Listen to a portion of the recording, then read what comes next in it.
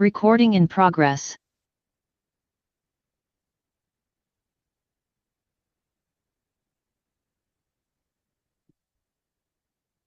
Welcome. We're going to start in about a minute. We'll let people come in and then we'll get started.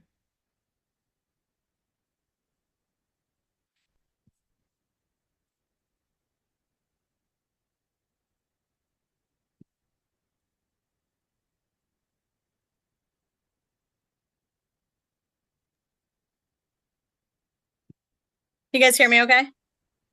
Yes, and we are live. So we're just waiting just a minute for people to log in. We'll get started in just a sec.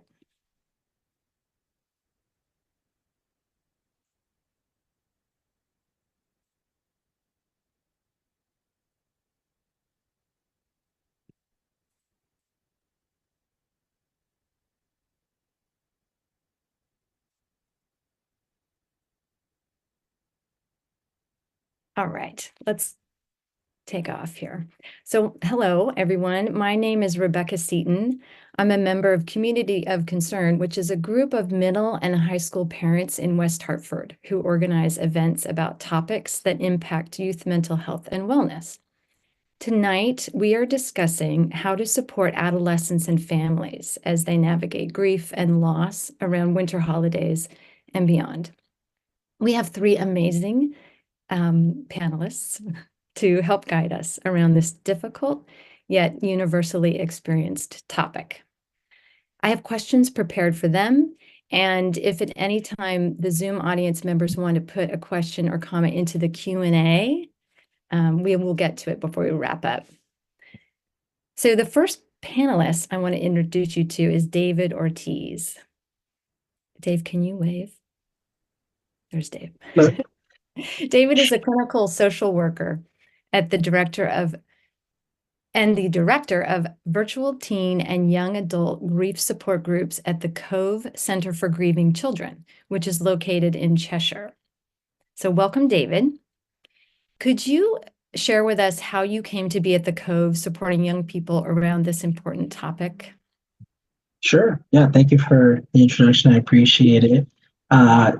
So my name is David, and I've now been working with the Cove, officially brought on to the Cove more recently, probably for the last 3 to 4 months. But just prior to that, I had actually been connected through one of those spam emails that sometimes comes into our inboxes. This was way back when. This was, I think, in the year of 2012, 2013. And I remember getting this message that basically said, "Hey, we have this summer camp, and it's a grief counseling camp, and we're looking for volunteers." And I thought, you know what? I had just lost a friend at the time. I was grieving my own loss at that moment. There was also the stuff that happened with Sandy Hook as well around that time frame. And so it was like a good time just for me in my situation, and I ended up going there and participating, being a camp counselor.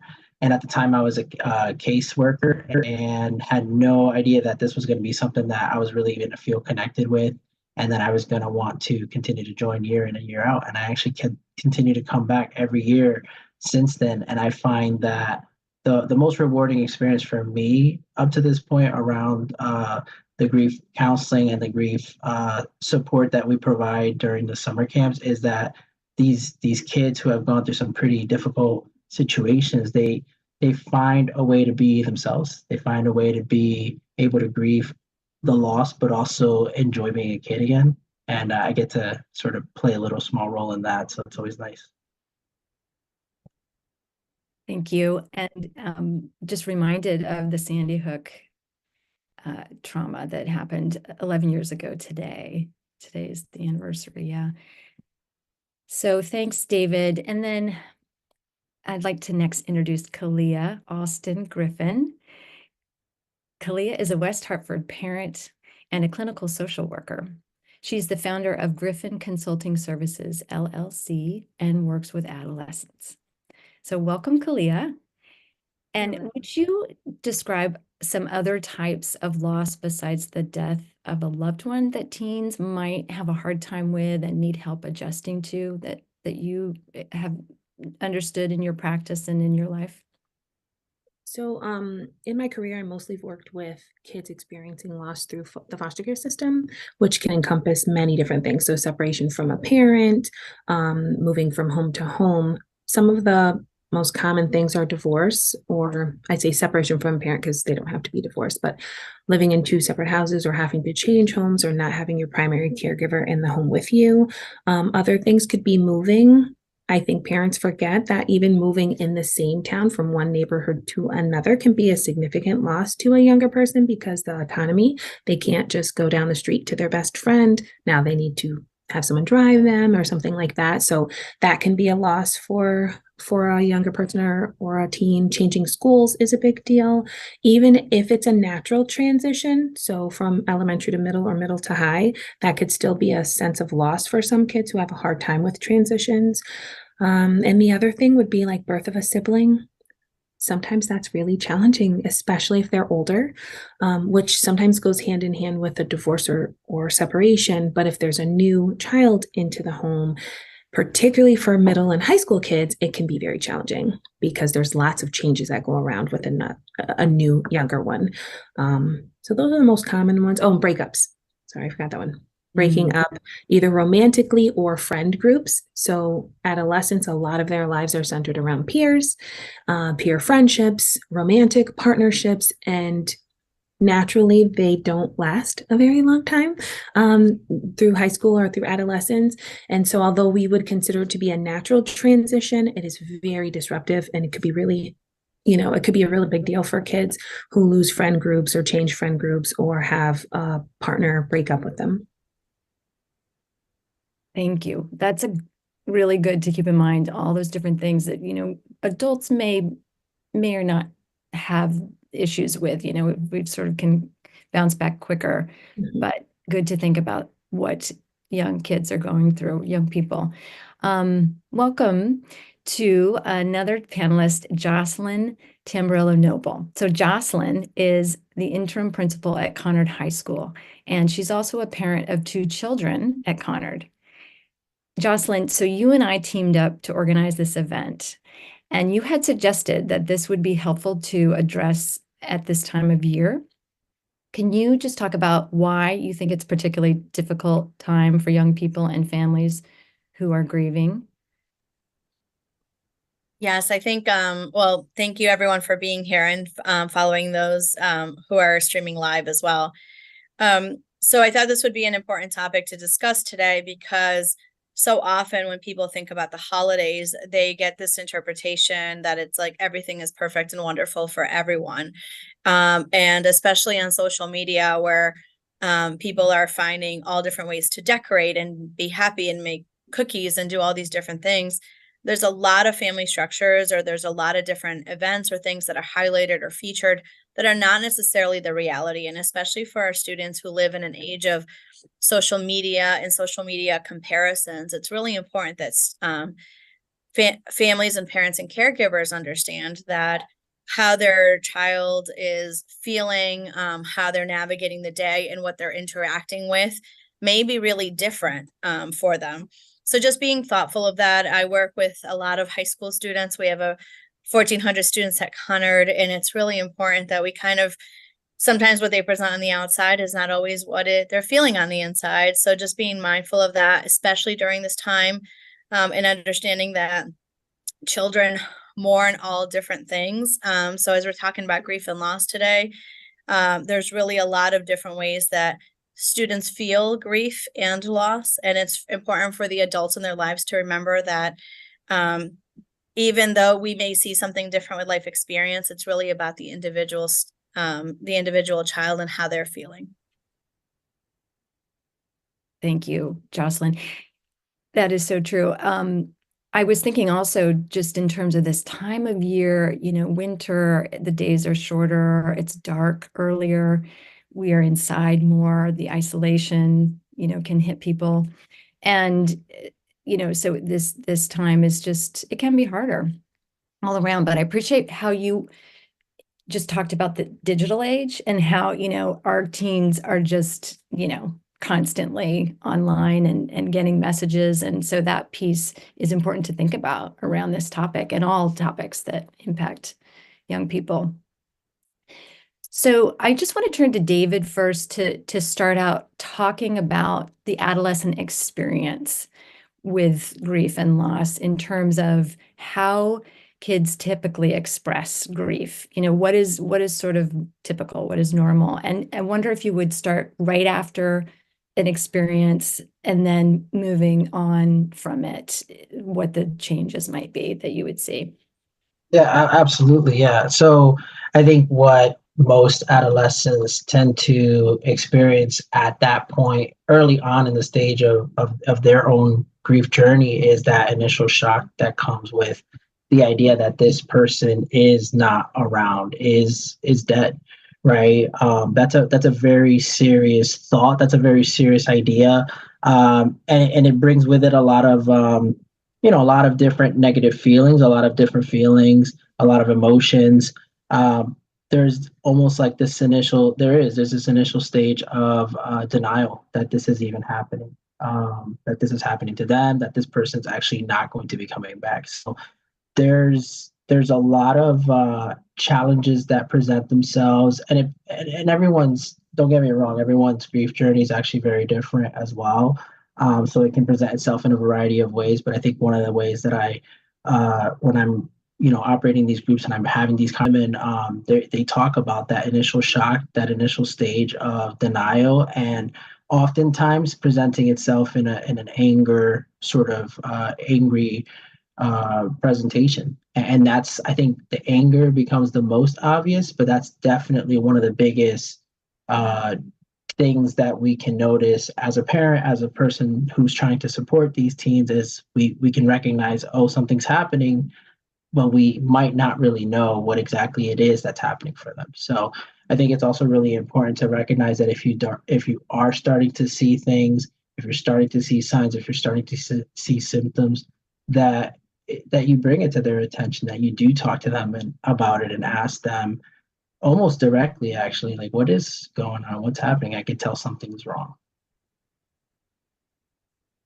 Yeah, so being able to just bring it up in a non-threatening way is important. And so that anger that sometimes you see and you think, like, why are they, as a parent, you're like, oh, they're mad, and you don't maybe in that moment relate it to their experience that they're going through around grief and loss. What about over time? Is there changes that happen that you see and that kids experience differently from adults or similar? Sure, absolutely. Yeah. So that's the thing about the grief process, is that it's actually it's not as linear as I think many people tend to believe.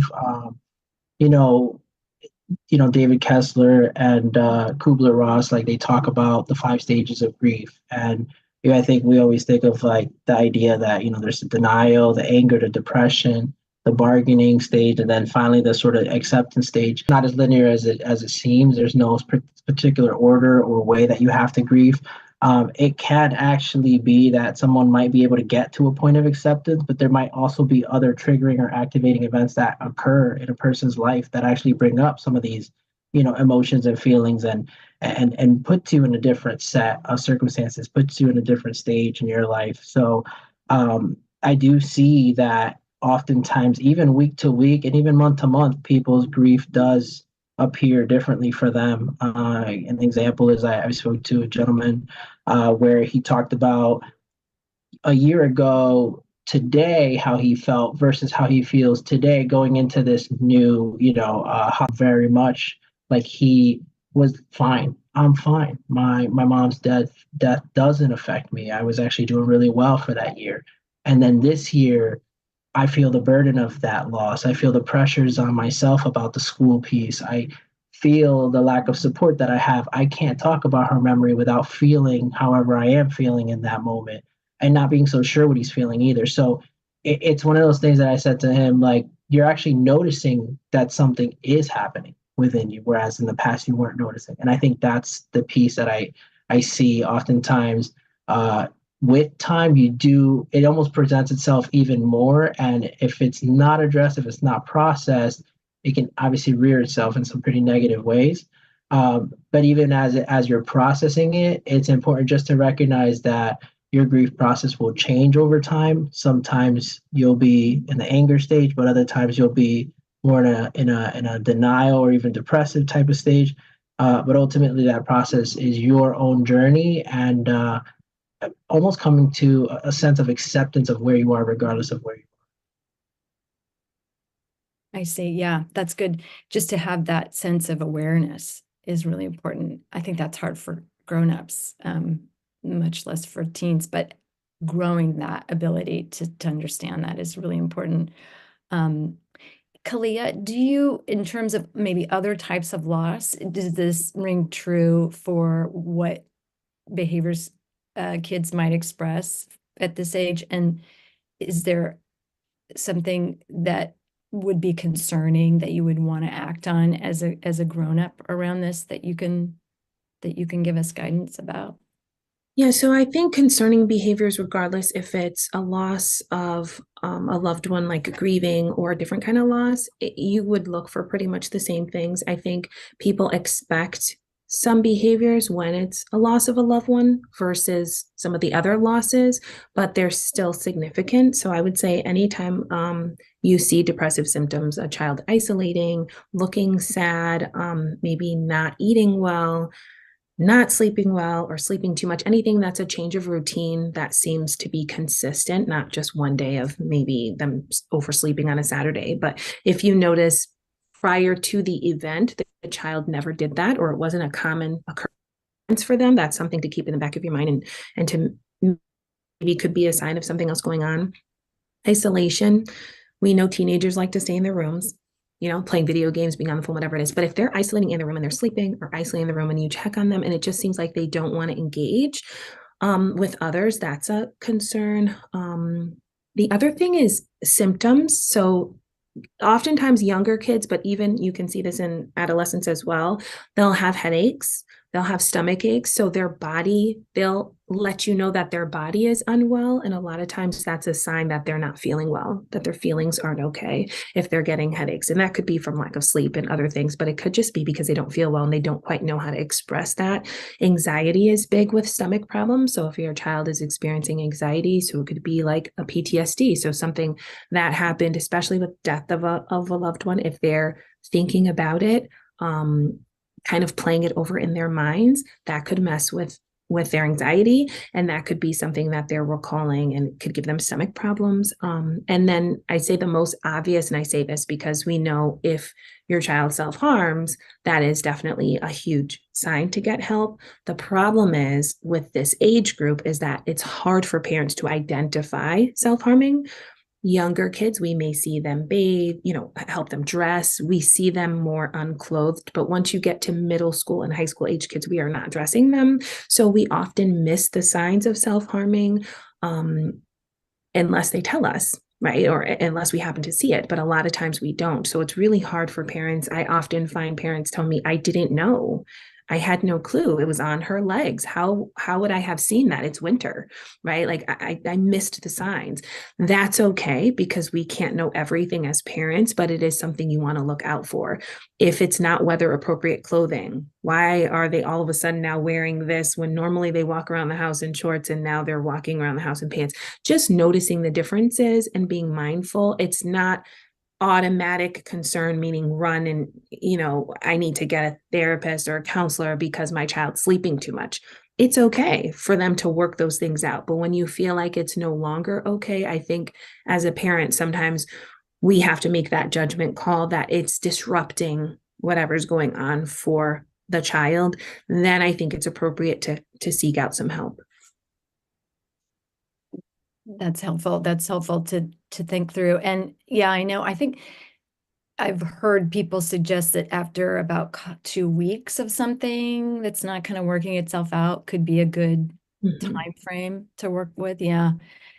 Kalia, sticking with you around talking with someone and getting some therapeutic connection and treatment. Convincing a teen to talk to somebody might not be very easy and they might be very reluctant. Some adults too. So any advice about how to approach that with a teen? Yeah, so I like to, this is my approach in parenting, but I think it works well with your approach when you're talking to any youth, is to kind of put on yourself a little bit. So when it's your child, you say things like, I don't know how to help you. I would like to help you, but I think I might need help. So you're putting it on yourself, not you need help and I'm forcing you to talk to somebody because you're the problem. It's more, I want someone to help us get through this. It seems like you're struggling and I need some help because I don't know what to do. I think kids respond better when parents admit some vulnerability around an issue. It seems like this is really hard for you. You've been in your room a lot. It doesn't seem like you want to talk to me. Maybe talking to somebody else might help. Do you think that's helpful? Kind of getting the child to understand that this isn't a punishment. This is something that you're doing because you love them and you care about them. I think when parents say like, you have an issue, this is your problem. You're not doing well in school. You need a counselor, or, your behavior is out of control, because it makes it seem like they're a problem that needs to be fixed when they aren't a problem and there's nothing that needs to be fixed, right? You're working together. And when I work with families, with adolescents or younger children, I always talk to the parent and I remind the parent that they are not born in isolation. This is just as much about you as it is about them, because they're not adults, right? They're not on their own. They go back to your house. So there are things, we have an identified person, right? You call it, but at the end of the day, they're in a family system. So going into therapy with your child, I think you need to remember that. And it's no blame. It's just the fact that your 5-year-old is a product of you. Your 15-year-old is still a product of you. Just because they're 15, it doesn't change. They're just a little bit bigger. And so as a clinician, when I work with teens, I check in with their parents, see how they're doing. And it's not to tell them what we talk about, because I don't do that, of course, but it's just to ask the information, how is it going in the house? And oftentimes the kids report better than the parents think, which I think is really interesting. The parent thinks everything's awful. My kid hates me. They don't like me. They never come out their room. And the kid's like, oh, my mom's cool. Really? She's okay. This is natural and normal for kids to pull away from their parents. So I think if you take the approach of just saying, this is for us, this is for me to help you, and we're going to work together, then they don't feel like they're trying to, they're the problem that needs to be fixed.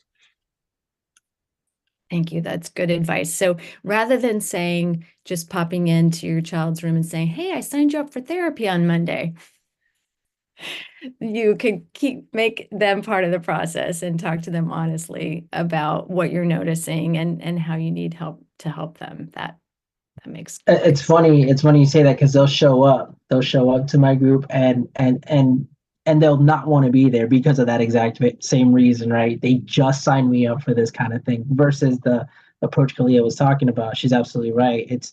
We have to bring these kids along with us in that journey and sort of say like, hey, this is what I've noticed about me, this is what I've noticed about you, this is what I'm noticing, and I want us to get that support. And this is what the support looks like. These are the options, right? And so the more involved you are able to get them from the beginning, the more buy-in that you're able to get from them for this model, for this therapy, for this help and support. Because if not, it becomes very defensive and the walls go up. And, as we all know, working with teens, working with young adults, once those walls go up, it's very difficult to bring those defenses back down. So. And you bring up a good point, which now that we have psychology today and things like that, I'm not putting an ad out for just psychology today, but BetterHelp and all these things. It's nice to go through it with your child and to look at faces, because you'd be surprised, just like us, we're adults, when you look through the profiles and you see a face, you may like the person or not like the person. Let your child look through. They may say, a Black female might want a Black female therapist. And that's okay. Or they may say, I don't want a female therapist because I'm a female. A male may want a male therapist. You don't really know until you ask, so you don't want to assume. And I think it's nice to look at the faces. Does this person seem friendly? Could you trust this person? Do they seem like a person you'd want to talk to? And you might be surprised who they find friendly or warm. It might remind them of an aunt or remind them of a teacher they had, and they like that person versus the one you would have picked. Young people sometimes like younger clinicians. Some I know do not like young clinicians. They think they're trying to be hip or cool. Like they prefer an older seasoned. So you just don't know. I think it's nice now that we have these tools, which we did not have years ago, that we can go through it. Like David is saying, go through it with your child and just let them take the control and the power of selecting, and remind them if it's not a good fit, you can move on. You do not have to stay with a person that does not work well with your child. And as a clinician, we both know sometimes it's not a good fit. Sometimes the child just doesn't connect with you, and that's okay too. You can find someone else. There's plenty of people out there. So it's okay. It's not, let that child have the ability to say, this isn't working. Can we find somebody else? Yeah, and the less assumptions that we can make as a parent, as a teacher, as a supporter of this child, the better we are, because we might see these signs or symptoms and we may just out of the goodness of our heart say, oh, this is a sign of depression. And it certainly could be, but it could also be a sign of so many other things. And so being able to see the signs, identify what you're identifying, looking for the therapist, identifying what you want to identify, and seeking out from the therapy model, but also bringing the child along in that process and in those conversations about what you're noticing, again, lessens the chances that you're making assumptions, and just asking. If you honestly don't know, just asking them directly, how is this actually impacting you? How is this making you feel? Where are you noticing a change in your life since this has happened, right? That's really important as well. So I love that you brought up the assumptions piece, because that's something that I think oftentimes as parents we mistakenly do with good intentions, but it ends up falling flat, especially on teens. And when the teen doesn't like something, they'll let you know. And then our response is now to also get on the defensive. So we just created a whole mess out of something that was supposed to be positive. Yeah. So on that note, David, I want you to talk to us a bit about the group experience for teens, because you have support groups that are virtual, which is a really big plus, right? So kids can join from all over Connecticut. And how does that work for the peer experience? Because I don't know about other parents, but my inclination would be, ooh, my child wouldn't want to talk with other kids their age necessarily. But I think that it can actually be really positive. So how does that go? Yeah, absolutely. So, the teens, when they first get together and when they're first kind of getting to know each other, they're very reserved, they're very quiet, they're very wanting to just kind of observe, actually, which is great. I welcome the observation, and I have them just briefly check in and introduce themselves and keep it very light. And I always start these groups actually with a candle lighting ceremony where I do light a candle. Actually, I have the license candles that made me here, where I kind of have two candles. One I light for the memories of of a friend that we may have lost, and I share my own personal loss of a friend and my journey with that, just very, very briefly. And then the same thing on the other candle, I light it and I share how this is more so around remembrance of a family member that we've lost, right? And so I let them be able to connect with that idea within themselves first, and that just kind of starts sort of on an individual level, but then I give them those 2 minutes to reflect, and then I open it up and I allow them to just kind of share any reflections that they might have had, any thoughts, any ideas, anything that came up for them.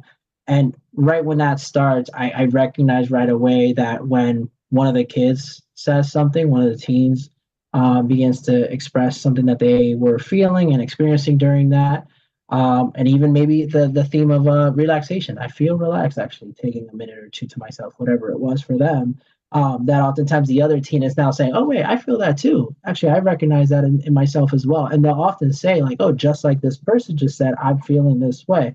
And so right from the beginning, they're starting to build this cohesion and this sort of group, sort of norming stage, and they're kind of normalizing that it's okay to start talking about some of these things, and it's okay to start opening up about these things, and it's not just me, because I feel like that's the number one thing that oftentimes and I would say it's probably not even just teens, it's actually really anyone who's going through a loss, a very, impactful moment in their life, such as a loss, the death of someone, the death of a relationship, the death of even a pet, it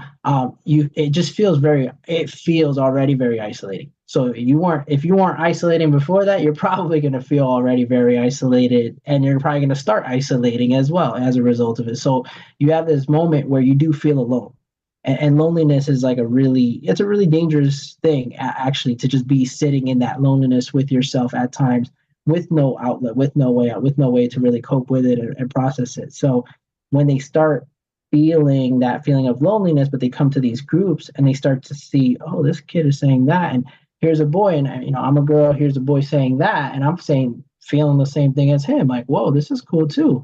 And they start to see, like, oh wait, this is actually really normal, like this is actually really a part of a grief journey that we all are taking.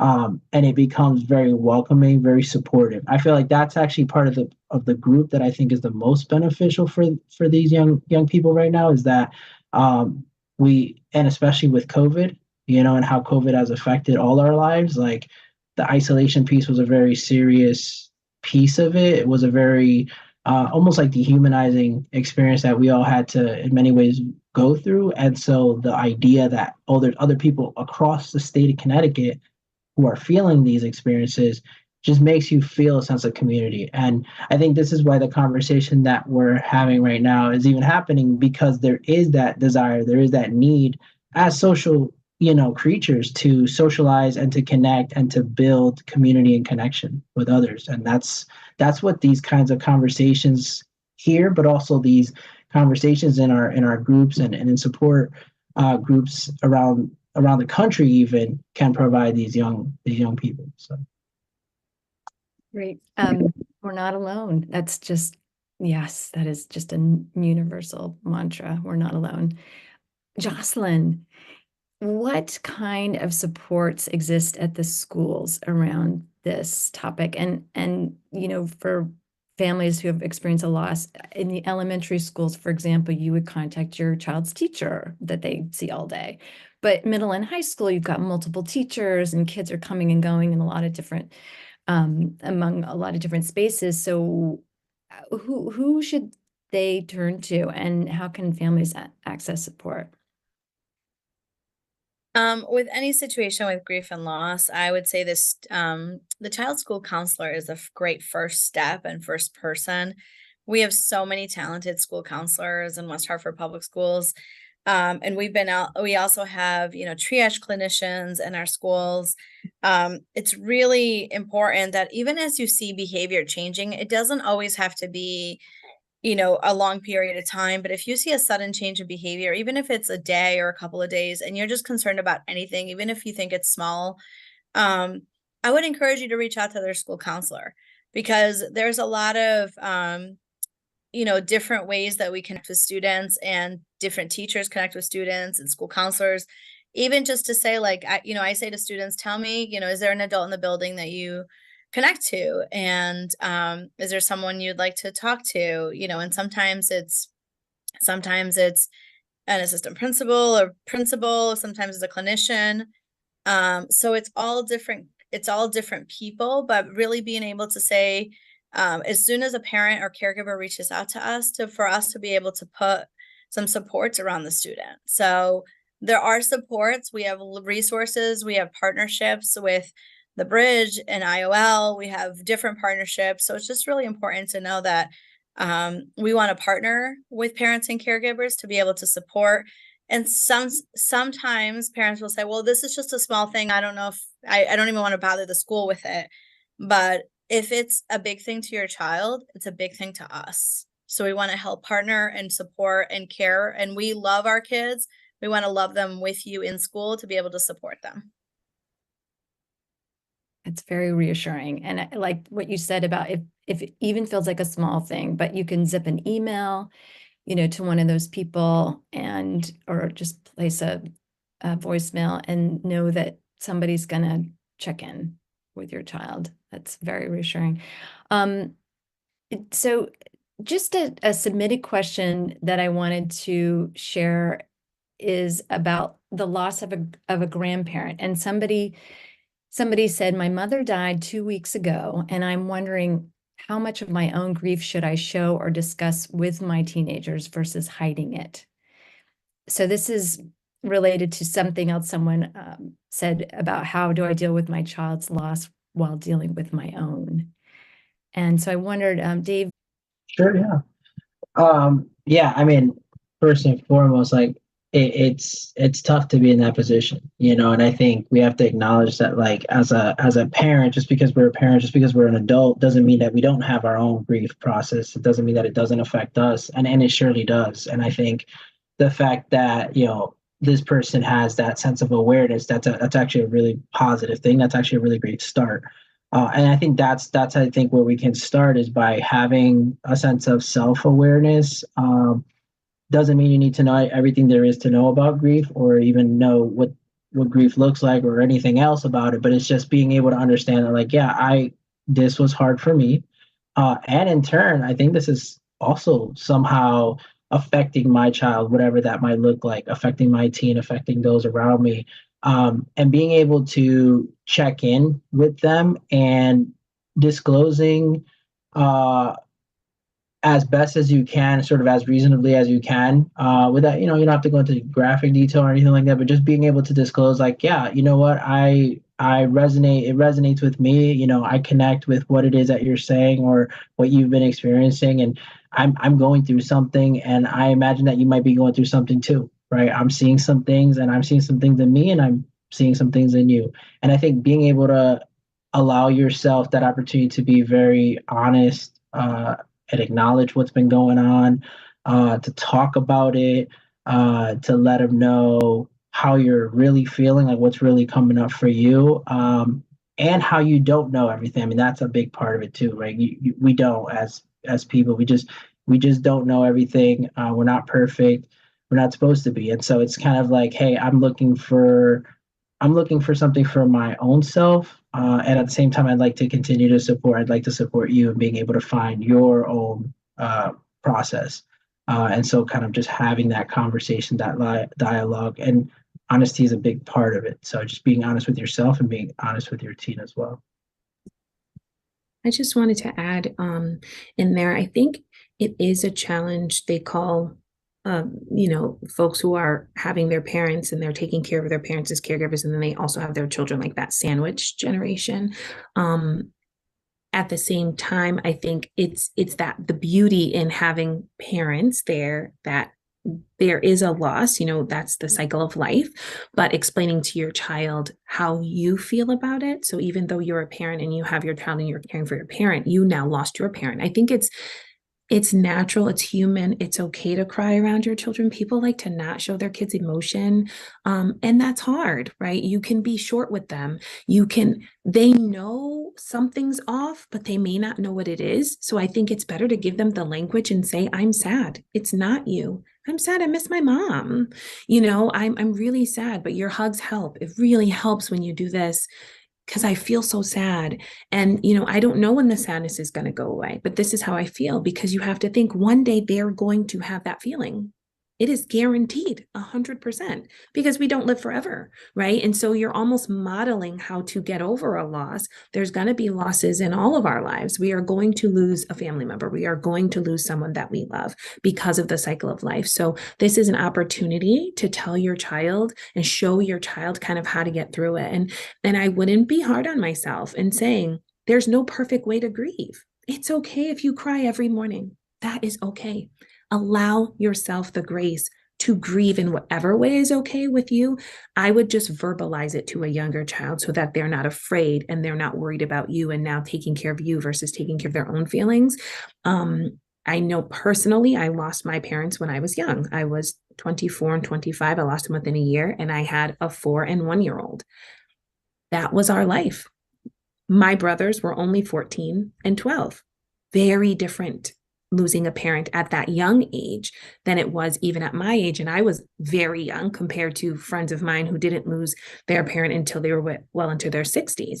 It's completely different experience. And so I would say give yourself grace, be gentle with yourself. Your experience may not be like somebody else's. I don't know the age of the person who submitted the question, but you can feel isolated, just like David said, if you're 25 and none of your friends have lost maybe grandparents. They could have all living parents and all living grandparents. Nobody understands what you're going through because they haven't experienced that type of loss. And it could be very isolating as a parent.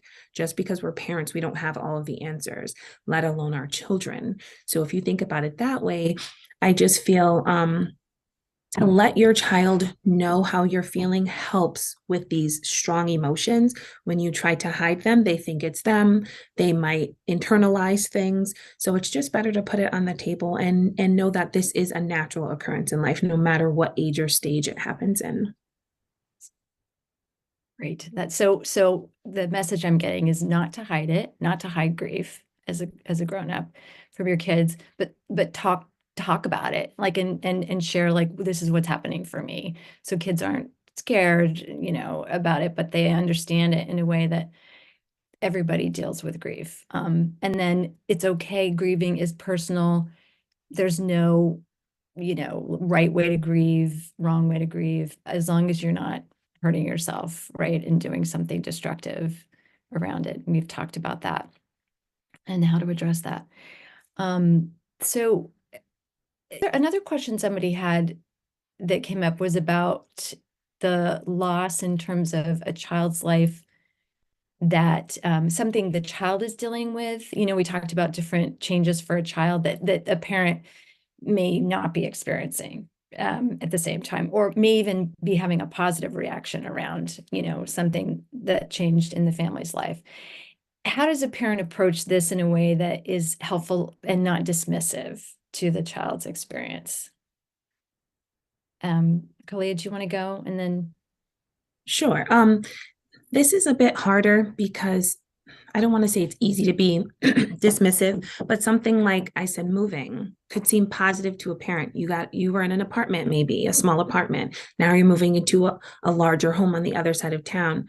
To you, that's an accomplishment and you're really happy and exciting. But to the child, it may feel isolating. I had all of my friends in that building. I was able to walk to school. Now I have to take the bus. Now I'm in a whole nother town.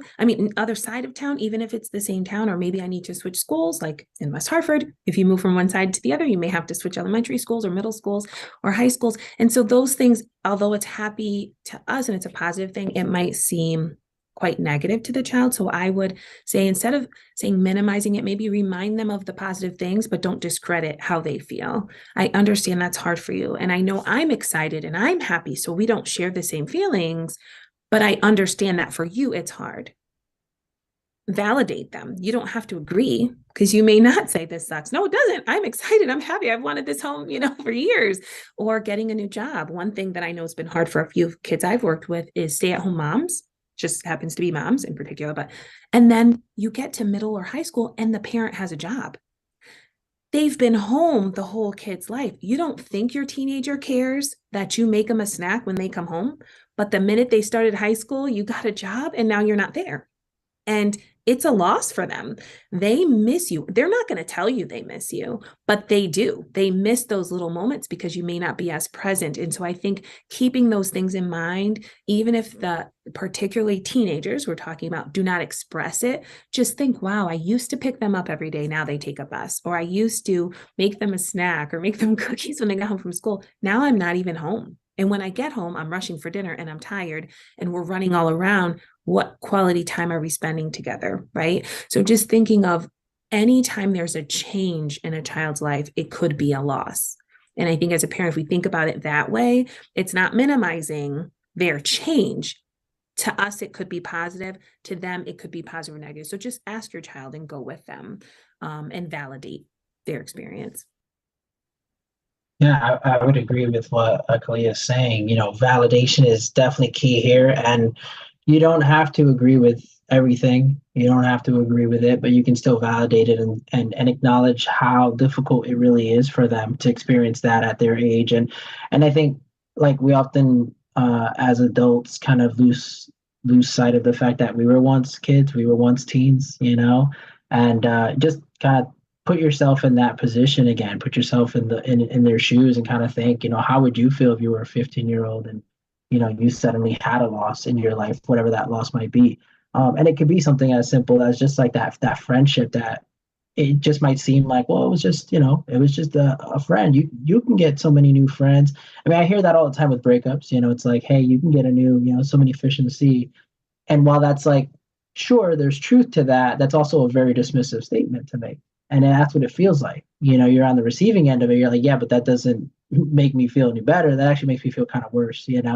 So it's being able to listen. I think that's a huge one, being able to actively listen, and reminding ourselves that, yeah, we were once kids and we probably would do or feel the same way if we were in their position. And then be kind to yourselves. I mean, I think that's a big one as a parent. Be kind to yourself, have that sense of self-compassion.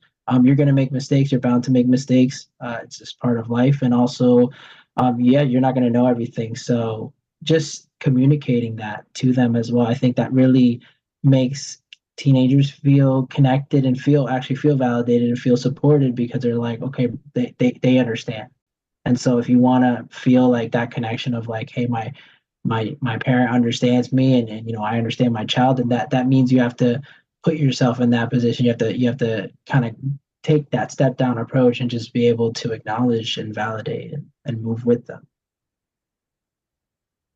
That's great. I really appreciate all of that validation, and true for everything the kids are going through, right? I mean, just to remember that feelings, it's okay to have feelings. It's good to have feelings, and whatever they are, that the validation of feelings is the first step, right, to get further into getting through things. So, and then thinking about what it was like for you as a grown-up, because everybody remembers something that they had experience with around loss, and how that felt.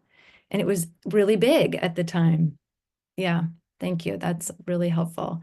Jocelyn, you had told me about a journaling activity that you did with your children around the loss of a family member. Do you want to describe that? Sure. So one of the pieces that was really difficult is when we had a close family member that passed, is that as I was grieving, my children were grieving as well. And sometimes having the conversations, were challenging. So I gave it was a suggestion from a friend. I gave each of my kids a journal, and really let them ask questions or let them write down how they're feeling. And from that, it was really helpful, because sometimes there were feelings I didn't realize they were having about it. Sometimes, there's also really poignant things that I remember. I remember my daughter saying this, I don't want this to be the only thing we talk about, which was a huge aha moment for me as a parent. So being able to love and support and care for, but also allowing different methods of expressing emotions. And then also sometimes children will go to different adults. And sometimes if they know that you as their adult is grieving, they may go to somebody else, and understanding that that's kind of a way that sometimes some kids protect the adults in their lives as well. And it's really hard not to feel offended by it. But it's also really important to know that there are different methods for expression and different connections that kids make in order to express how they feel.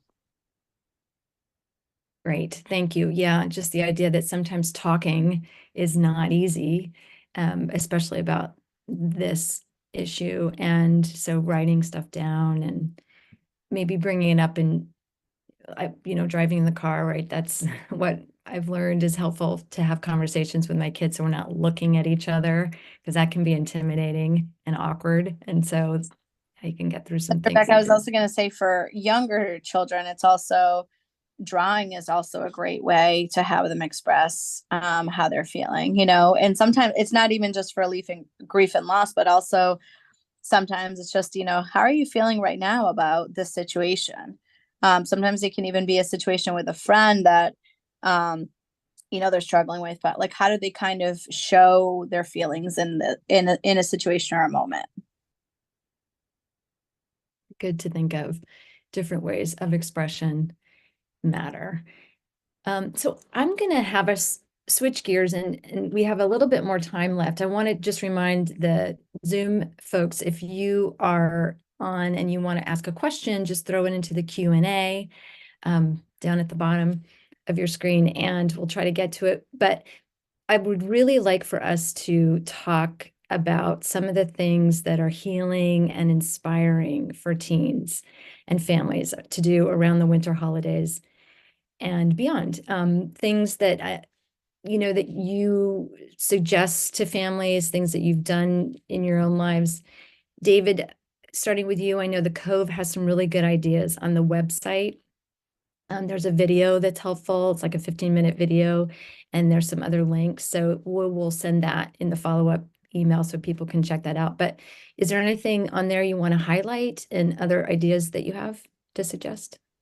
Yeah, absolutely. So, the holidays is a really difficult time. And while it's one of those things that it is very difficult when we have a loss and we have maybe perhaps a death in the family or whatever it might be for ourselves, it's also important to recognize like there is a lot of healing that can be done during that time. And healing can come in so many different shapes and forms. And to Jocelyn's point, the idea of journaling, the idea of writing down your feelings, writing down even thoughts and memories around the person and that relationship and that connection and where it was then and even where it is now. Even the fact that, they may not be physically present doesn't mean you don't have still that connection within, you don't still have that association and that feeling of like they're with me no matter what. And so being able to express that in a written form, super healing, and it's really powerful and it's really insightful, and it actually brings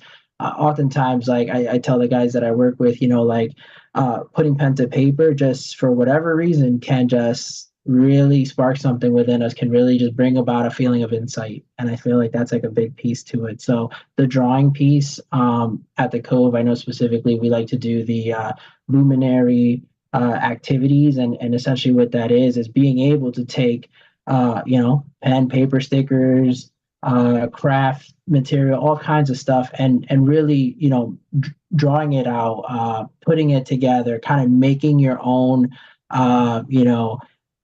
memories and things that you associate with these memories and with these thoughts and with this person, and just kind of putting it together and making a little, sometimes it can come in the form of, we like to do like a little jar, and maybe we put everything in there and then we put a little light in the middle and we light it up, right? We light it up and we put it somewhere where you can see it, somewhere where it has the name of the person that was lost.